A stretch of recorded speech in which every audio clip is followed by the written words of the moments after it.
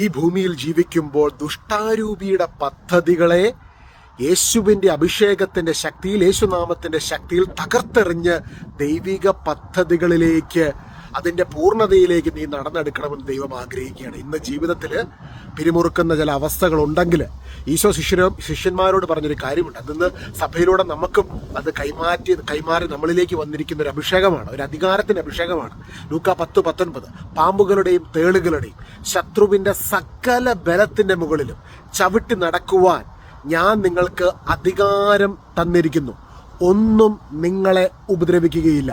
ഇന്ന് നിങ്ങളെ വരിഞ്ഞു മുറുക്കുന്ന മുമ്പിൽ നിന്നും പുറകിൽ നിന്നും നിങ്ങൾ ചിന്തിച്ചിട്ടില്ലാത്ത രീതിയിൽ, ചിലപ്പോൾ നിങ്ങൾ പ്രതീക്ഷിക്കാത്തൊരു സമയത്ത് ചില വ്യക്തികളിലൂടെയാകാം, ചില സ്ഥലത്തു നിന്നാകാം നിങ്ങൾക്കെതിരെ ആക്രമണങ്ങൾ ഉണ്ടാകുമ്പോൾ, ചില സാഹചര്യങ്ങൾ പ്രതികൂലമായിട്ട് നിങ്ങളുടെ മുൻപിൽ നിൽക്കുമ്പോൾ, ഇന്ന് ഈ വചനം ഉപയോഗിച്ച് ആത്മാവിൽ ആ വിഷയത്തിൻ്റെ മേൽ ദുഷ്ടാരൂപിയുടെ പദ്ധതികൾക്കെതിരെ പരിശുദ്ധാത്മാവിൽ നിറഞ്ഞ അധികാരമെടുക്കുക.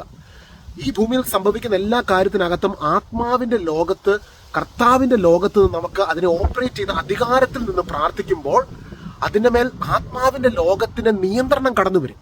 ഇന്ന് ഈശോ ശിഷ്യന്മാരോട് പറയുകയാണ്, നിങ്ങൾ എൻ്റെ നാമത്തിൽ ഇറങ്ങി പുറപ്പെടുമ്പോൾ, എനിക്ക് വേണ്ടി നിലനിൽക്കുമ്പോൾ, മുൻപിന്നും പിൻപിന്നും പാമ്പുകളും തേളുകളും എന്ന് പറഞ്ഞു കഴിഞ്ഞാൽ, തേൾ ആക്രമിക്കുന്നത് എങ്ങനെയാണ്, പാമ്പ് വരുന്നത് എങ്ങനെയാണ്, അത് ഒരു മാനുഷിക രീതിയിൽ നമ്മൾ അതിനെ കാണുമ്പോൾ, ആത്മീയ തലത്തിൽ അതിനെ ഒന്ന് വിചിന്തനം ചെയ്യുമ്പോൾ, മുമ്പിൽ നിന്നും പുറകിൽ നിന്നും പല തലങ്ങളിൽ നിന്നും നമ്മൾ ചിന്തിച്ചിട്ടില്ലാത്ത സമയത്ത് വീട്ടിലെ പാമ്പ് ഇഴഞ്ഞു കയറുന്ന ആരെങ്കിലും പറഞ്ഞിട്ടാണോ, ആരോടെങ്കിലും പറഞ്ഞിട്ടാണോ?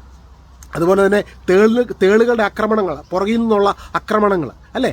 അത്തരത്തിൽ ഇങ്ങനെ വരിഞ്ഞു മുറുക്കുന്ന തരത്തിലുള്ള ആക്രമണങ്ങൾ, ദുഷ്ടാരൂപിയുടെ മണ്ഡലങ്ങൾ നിന്റെ ജീവിതത്തിൽ കൊണ്ടുവരുമ്പോൾ ഈ വചനത്തിന്റെ ശക്തി ഇന്ന് നിന്റെ ജീവിതത്തിൽ വെളിപ്പെടുവാനിടയാകട്ടെ.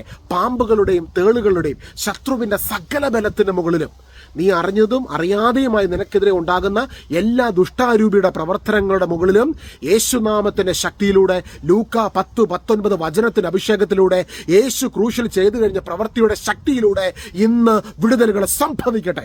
യേശുനാമത്തിന്റെ ശക്തിയിൽ അത് സംഭവിക്കട്ടെ.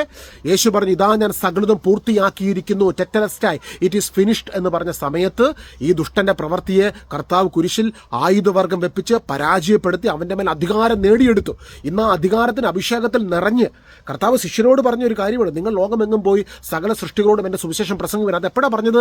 യേശു ക്രൂശിൽ പിശാചിനെ, അവന്റെ സൈന്യത്തെയും ആയുധവർഗം വെപ്പിച്ച് ആധിപത്യങ്ങളെയും അധികാരങ്ങളെയും നിരായുധമാക്കിയതിന് ശേഷമാണ് യേശു അത് പറഞ്ഞത്. ഇന്ന് സഭയിലൂടെ ക്രിസ്തുവിന്റെ ശരീരത്തിന്റെ ഭാഗമായ നമ്മൾ ഓരോരുത്തരിലേക്കും ആ അധികാരത്തിന് അഭിഷേകമുണ്ട്. ഹോളി കമ്മ്യൂണിയൻ സ്വീകരിക്കുന്ന നിന്റെ ഉള്ളിൽ അധികാരത്തിന് അഭിഷേകമുണ്ട്.